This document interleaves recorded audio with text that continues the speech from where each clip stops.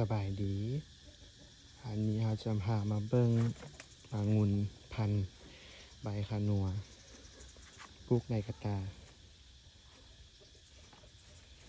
ดีหน่อยประมาณนี้ออกมากแล้ว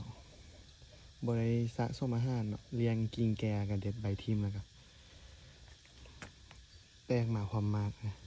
ใหญ่อยู่นะตัวนี้กระตาน้อยมันก็เลยได้พวงน้อยพันเลี้ยงลงดิน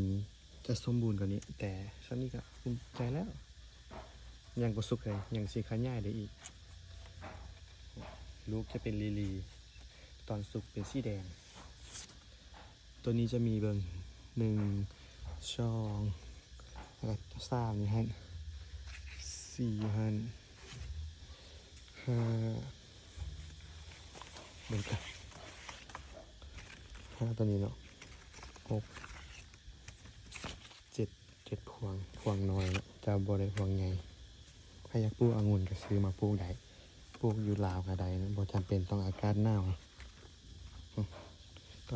แต่ต้องมีพยางกันฝนบ่ซันเป็นเชื้อโรคอันนี้เป็นตัวปลูกลงดินถ้าก็เริ่มเลี้ยงกิ่งอันนี้มันล่อยออกมาได้พวงน้อ